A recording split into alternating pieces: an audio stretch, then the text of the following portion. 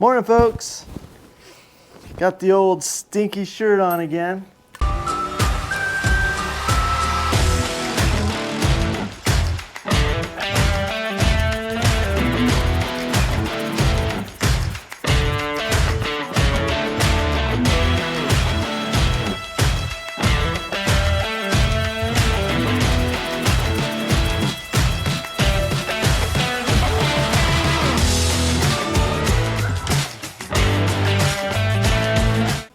What I'm gonna do today, go through some of the oil leaks, the exhaust leak, and check those valves and see if that ticker goes away.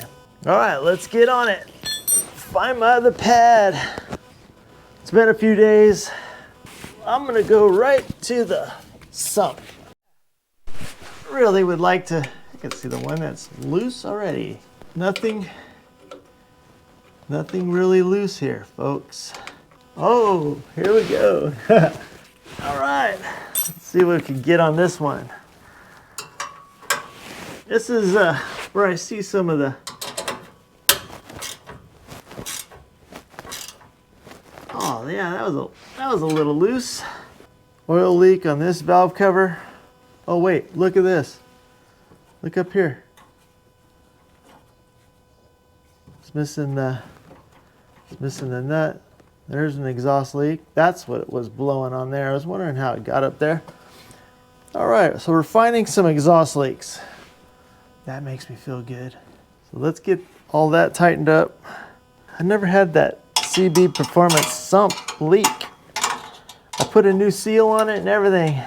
I got a puddle oil from this little guy right here. Make sure it has the crush washer. It does, right? That was so good to find that. I was so scared. I could see all on the valve cover like an exhaust leak. The guy that built the motor for me, he ran it and broke in the cam, so I didn't have anything to worry about.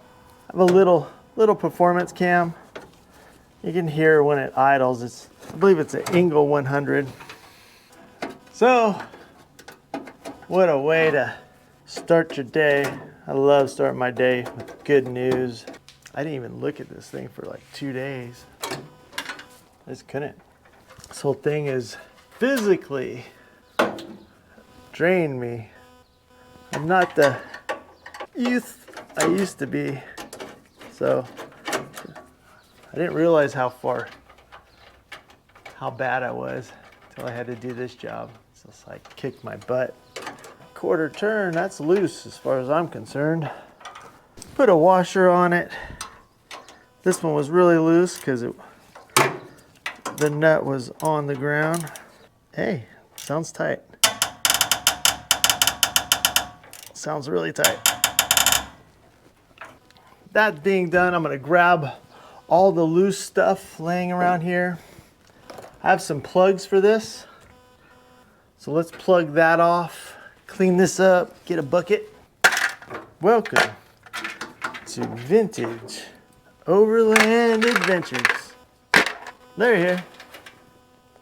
I don't know, I love the old stuff. So we'll put that stuff aside. I need to get some more shop towels. I need to get this bus out of the garage.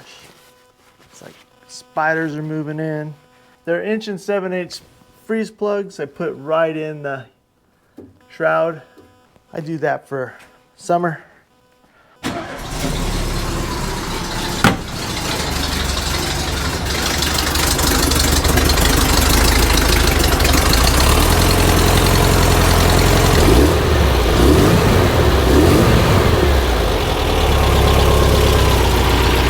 Well, we'll let it cool and we'll check the rocker arms. Cool! Found the freeze plugs. 1 7/8" PC50. Been through a little paint. I tilted in on one side and try to hammer it in on the other. See? So I just take a screwdriver in there and I just pry it out when I'm ready for a heater. Little tougher. That's it, folks.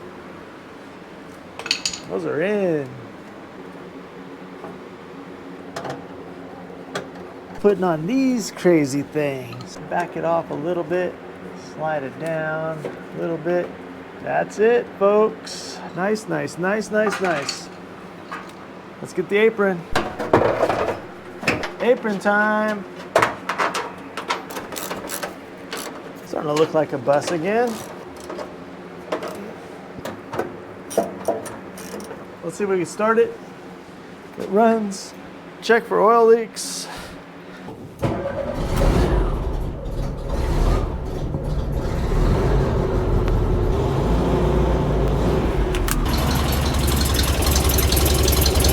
This side's just as noisy though. That's just me driving a stock bus around for 13,800 miles. Now I got a little cam, solid rocker shafts, heavy duty push rods.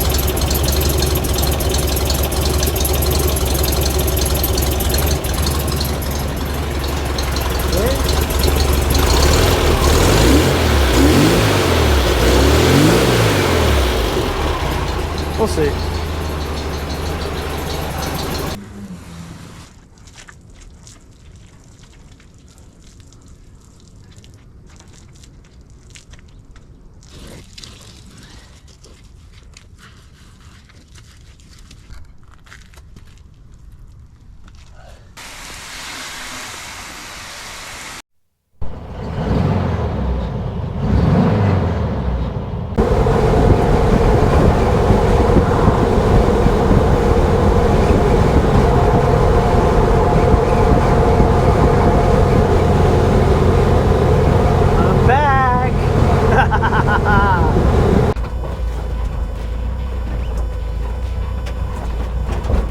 So nice to be out on the dirt again.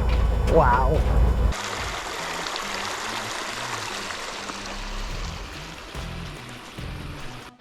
Hey folks, summer's here. We can have some fun now.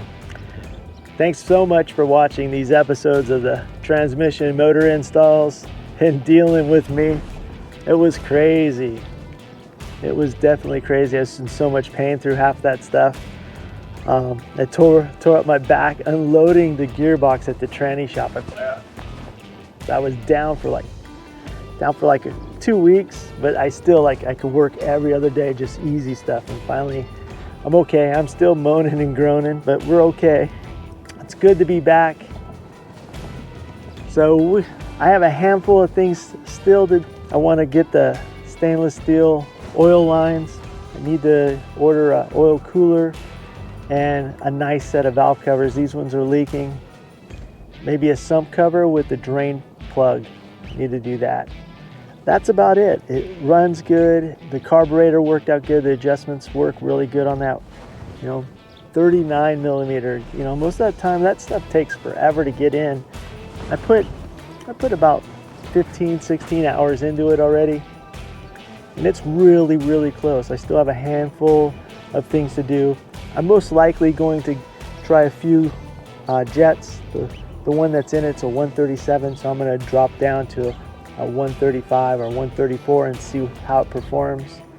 I don't want to go too lean up here. I'm at 3,500 foot elevation, because anytime you drop down the hill, because I'm on a hill, so everywhere I go I'm coming off a hill, so it's going to be leaning out. But there is mountains by me that are 8,000-9,000 foot that I travel on. So then it'll run really fat if I go up there. So we'll just have to play it by ear. Bring a few extra jets. If I have to change that stuff on the road, we can do that. It's not a problem. But summertime, I guess I could do a couple mountain campouts and get back into the routine of getting some videos on here that are overlanding. I don't have any multiple day outings, like more than 4 days. I don't have that lined up right now, but the 2-3 day ones, I'll be doing those. Those are easy on me. This thing is happy. Again, thanks again for watching, folks. Peace out, and I'll see you on the next one.